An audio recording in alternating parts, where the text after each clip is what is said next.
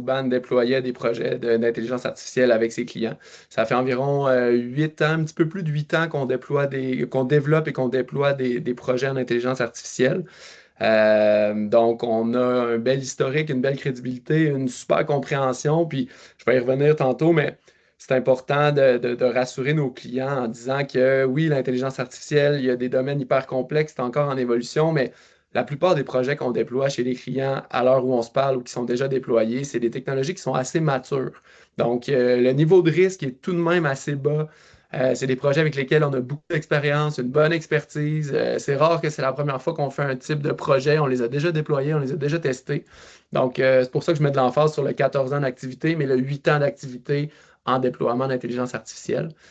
Euh, à noter qu'un de nos investisseurs est la Caisse de dépôt et de placement. Donc, on a eu divers programmes avec eux, dont un en ce moment avec le programme Expertise IA.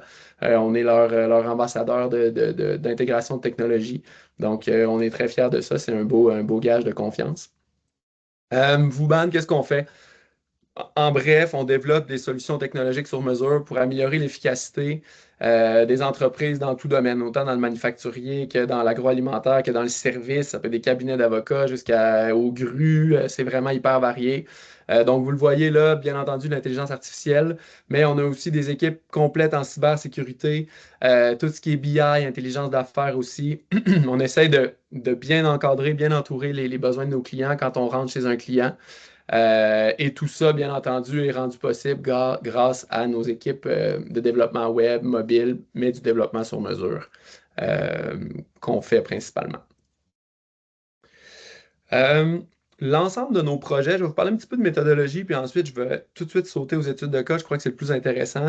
L'ensemble de nos projets débute par ce qu'on appelle des ateliers de sprint d'innovation.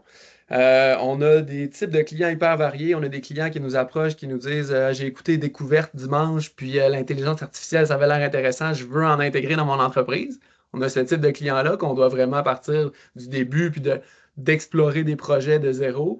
On a des clients qui nous approchent puis nous disent, moi, j'ai tel projet que je veux absolument cibler, que je veux prioriser, j'ai tant de budget, quand est-ce qu'on commence?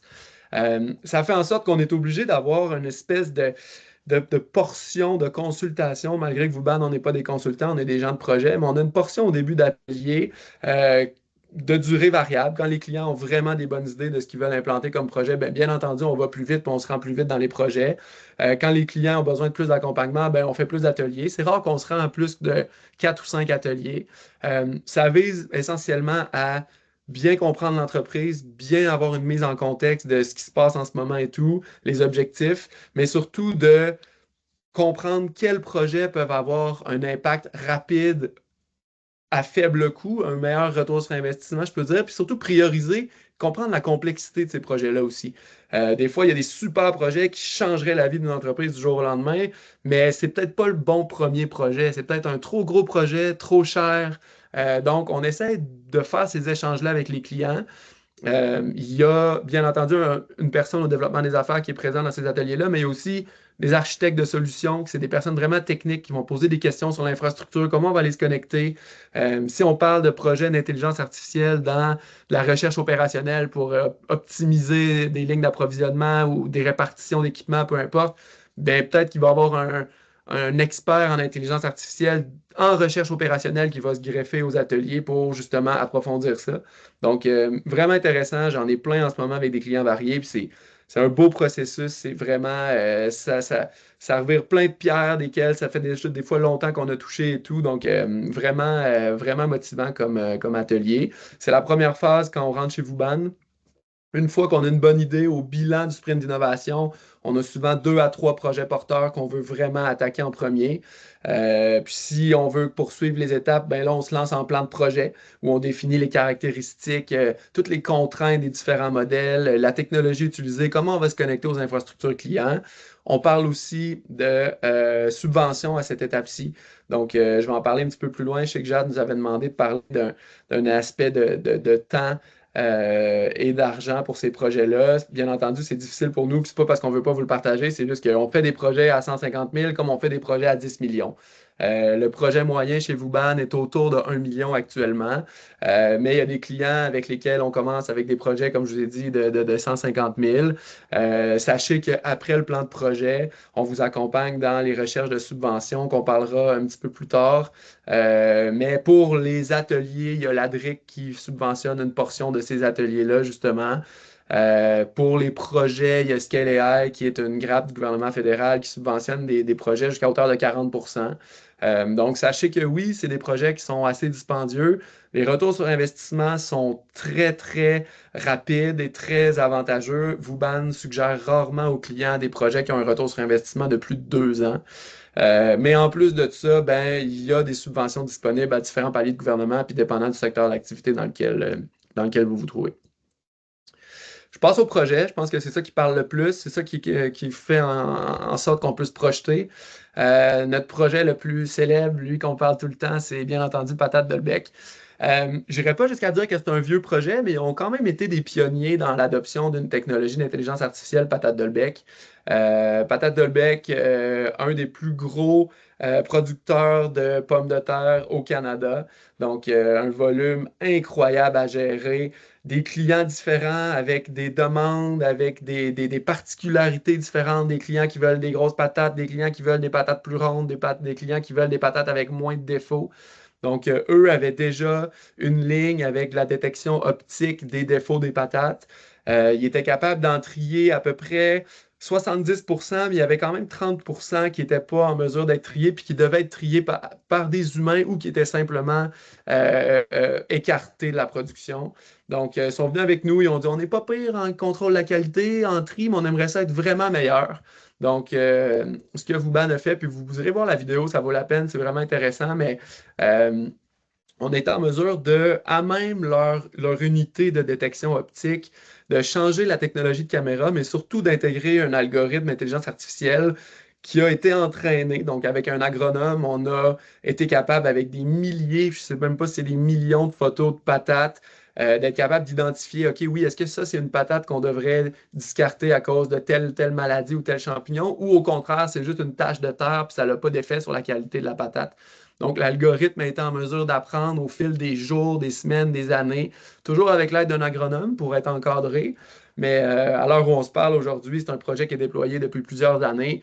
Puis les taux d'efficacité sont quand même assez incroyables. Vous l'écouterez dans la vidéo, mais Dolbec ne serait jamais capable de revenir en arrière à soit leur trieur optique initial qui avait un taux d'efficacité d'environ 70%, mais ou encore avec des humains qui trient des patates. Ce qui est toujours délicat aussi quand on parle de projet d'intelligence artificielle, les gens disent, ah, vous voulez éliminer des postes, vous voulez enlever des gens sur les lignes, mais pas nécessairement. On veut enlever des gens sur les lignes qui ont une faible valeur ajoutée au processus, des jobs redondantes. Puis ces gens-là sont rarement congédiés, sont souvent revalorisés dans d'autres postes. Pour l'exemple de Patate Dolbec, ça a été ça. Donc, il y a des postes à valeur ajoutée qui sont moins redondants, qui ont besoin d'humains encore. Donc, au lieu de faire du tri, ben, ces employés-là sont allés dans un autre endroit dans l'organisation. Mais c'est vraiment une belle histoire à succès qu'on a faite avec eux. Puis Hugues, notre VP, en parle dans la vidéo, mais c'est au moment de faire cette étude de cas-là, c'était plus de 500 000 livres de patates qui étaient sauvés grâce à l'intelligence artificielle. Donc, c'est quand même un chiffre intéressant pour cette étude de cas-là. Euh, donc, vous voyez, on a différents algorithmes de vision qui détectent les anomalies, les formes et tout ça, dépendamment du client. Costco veut des plus grosses patates, Sobeys veulent des patates plus rondes, par exemple. Donc, on était capable de calibrer par rapport à quel client on emballe cette journée-là, puis par rapport à leurs critères, donc de façon automatique. Bien entendu, avec un dashboard, on a fait plusieurs projets avec Patate Dolbec, mais là, je vous ai fait ça très court pour les besoins de la cause. Comme je vous l'ai dit, on est passé de 30% à 5% le taux d'erreur. Donc, on a un gain d'efficacité de 25% avec ces solutions-là. Puis c'est certainement plus aujourd'hui à l'heure où on se parle parce que l'algorithme s'améliore toujours. Donc un bel exemple. Je vous parle de Gruguet, qui est plus loin du domaine agroalimentaire. Je suis d'accord avec ça. Par contre, c'est une belle étude de cas pour démontrer une autre facette de l'intelligence artificielle. Gruguet, un des plus gros grutiers au Canada, Il y avait énormément de problèmes avec toute la répartition des grues, des grutiers, avec les conventions collectives, avec le nombre d'heures à respecter. Est-ce que tel grutier il a son permis pour la 25 tonnes ou il a juste son permis pour la 40 tonnes? C'était d'une complexité, et c'était fait par des humains, c'était fait de façon papier. Eux, ils étaient à la recherche très agressive d'une solution. Euh, il y avait de la croissance, puis il n'était pas capable de gérer efficacement. Il y avait de l'insatisfaction client parce que des fois, il y avait la mauvaise grue sur un chantier. Des fois, c'était la bonne grue, mais c'était pas le bon grutier avec sa convention collective. Il n'avait pas le droit de l'opérer. Puis le président de Gruguet nous disait à la blague que ça le rendait fou quand il était des fois dans le trafic à Montréal ou sur le pont Champlain, puis il voyait deux de ses grues exactement pareilles se croiser sur le pont. Une qui sortait pour aller à un chantier, puis une qui est rentrée pour aller sur un chantier alors que c'est la même grue. Il dit comment c'est possible qu'on dépense de l'argent du déplacement de grue alors qu'elle aurait très bien pu rester sur l'île. Fait que ça, c'était une petite blague, mais ça arrivait vraiment. Donc, avec le projet de recherche opérationnelle de Vauban, l'humain n'est pas capable de prendre en considération autant de contraintes puis faire une situation optimale pour la bonne répartition. Mais l'intelligence artificielle, avec les bonnes instructions, elle est capable de prendre un nombre infini de contraintes, de mettre ça ensemble puis dire ta répartition optimale pour la semaine prochaine, la voici, la voilà, avec telle grue à tel endroit, sur tel chantier, par la priorisation des clients, par le nombre d'heures des opérateurs. Donc, vous voyez le topo, c'est un projet assez complexe. On a fait une solution 100% sur mesure avec Gruguet. C'est un projet qui est de plus de 5 ans. Ça fait plus de 5 ans qu'on travaille avec eux. Donc, l'ensemble du projet est gros, mais essentiellement, ce que je viens de vous dire, c'est donner de l'efficacité, donner le pouvoir de faire des choix, se faire recommander des répartitions optimales par l'algorithme. Puis les autres non plus ne seraient jamais capables de revenir en arrière. Même les grutiers qui étaient quand même résistants au changement parce que là, on leur donnait des iPads, ils ne venaient plus au bureau de projet, ils allaient tout le temps juste sur leur iPad voir leur répartition. Ça a été une grosse adaptation, mais plus jamais tu es capable d'enlever un iPad à un grutier. Là. Lui, il veut ça, puis il n'a plus besoin de se rendre au bureau, puis c'est tout le temps parfait, puis il n'a pas besoin de se déplacer de chantier. Donc, une belle histoire à succès d'un projet complexe. Ça, c'est vraiment de la recherche opérationnelle qui est une branche de l'intelligence artificielle. Mais super beau projet, super belle confiance client. Puis ça l'a permis d'accélérer leur croissance, puis de faire des acquisitions. Puis c'est vraiment un game changer pour cette entreprise-là. Jade, est-ce que le temps, c'est correct? J'ai-tu encore. Oh, t'es sur silence, je t'ai pas entendu. Ah, il reste 2 minutes, il n'y a pas de Bon, problème. parfait. Je vais sauter assez vite, comme je vous dis, vous allez avoir accès aux documents si vous voulez plus de détails. Mais ça a clairement diminué les taux d'erreur, les traitements de toutes les demandes, de toutes les contraintes. Donc, ça a énormément facilité leur vie. Euh, je vous parlais tantôt de traitement de la qualité des patates. On le fait avec Canam aussi pour ce qui est les poutres d'acier. Donc, c'est un autre projet de vision, mais je trouvais ça intéressant étant donné que ça peut s'appliquer à plusieurs domaines. Il y avait quand même une grosse équipe chez Canam qui faisait le contrôle de la qualité à la sortie des lignes de production pour les soudures. Donc, eux, c'est des poutres d'acier structurelles pour des amphithéâtres, pour des stades partout dans le monde. Il y avait une équipe qui était dédiée au contrôle de qualité des soudures à la fin des lignes. Donc, il y avait des instruments, des lumières pour regarder si les soudures étaient bien faites aux bonnes places selon les plans, puis tout ça. Très énergivore, très coûteux pour Canam aussi, ces équipes-là. Ils nous ont demandé si l'intelligence artificielle pouvait avoir une meilleure efficacité, puis pouvait travailler 24 heures sur 24, en fait, pour ces contrôles de qualité-là. Donc, encore une fois, on a mis une cellule à la fin des lignes de production avec du bon éclairage, puis des caméras avec des algorithmes qui fonctionnent en background pour évaluer la qualité, le positionnement d'une soudure pour que la poutre passe un contrôle qualité. Puis, comme vous voyez ici, là, 98% de précision. En ce moment, cet algorithme-là, ça réduit drastiquement le temps d'inspection. Donc, ça a été aussi une façon de changer complètement le type d'opération, puis de revaloriser des gens à un autre endroit de l'entreprise. Fait que aussi une belle histoire à succès, très visuel. Je trouvais ça le fun. L'intelligence artificielle, c'est souvent abstrait. D'avoir des études de cas comme ça, on peut se projeter. Très intéressant. Dernière, Nationex, qui est un transporteur que vous connaissez peut-être, qui amène vos colis Amazon au bas de votre porte. Eux, il y avait de la misère à se projeter pour leur demande de colis. On a besoin d'acheter des camions, on a besoin d'engager des gens pour le prochain Black Friday. Comment on va en livrer? Ils sont venus vers Vauban pour prédiction de la demande, prédiction du volume de livraison qu'ils auront la semaine prochaine, intéressant de le savoir, mais aussi pour la prochaine année. Donc, on a développé différentes, sur une autre branche aussi, l'intelligence artificielle, tous les modèles prédictifs. On a travaillé avec eux pour développer des modèles. Ils sont passés d'une solution qui avait une prévision à peu près de 60% d'efficacité, 60% de précision sur le volume qu'il y aurait, à plus de 90% en ce moment. Dans le dernier Black Friday, si vous allez voir, où il y a 2 ans, je crois qu'il y avait un volume de colis de...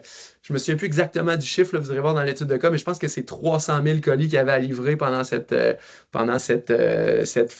forte vague-là. Puis le modèle de prédiction est arrivé à 300 colis près sur la prévision de ce qu'il allait avoir à livrer. Donc, vous imaginez qu'est-ce que ça signifie pour la répartition du personnel, combien de personnes on doit engager pour être capable de livrer, combien de camions, toute la chaîne logistique, les centres de distribution. Donc, c'est très intéressant comme projet également. J'ai parlé beaucoup, c'est allé vite, je voulais être sûr de couvrir les choses, mais vous voyez qu'on peut faire plein de projets différents, dépendamment de la grosseur, dépendamment du budget, dépendamment des besoins. On s'adapte, mais il y a des belles choses qui se font actuellement. Puis c'est pas de la technologie qui n'existe pas encore, c'est mature, on l'intègre dès aujourd'hui, puis ça fonctionne. Donc voilà. Merci beaucoup. C'est super intéressant. Je suis contente de voir la recherche opérationnelle prendre un peu plus de place, là, autant dans toutes vos présentations. En fait, là, il y a tous des aspects reliés à ça. Je crois que c'est particulièrement pertinent pour la filière. Alors, il nous reste un peu plus de 10 minutes.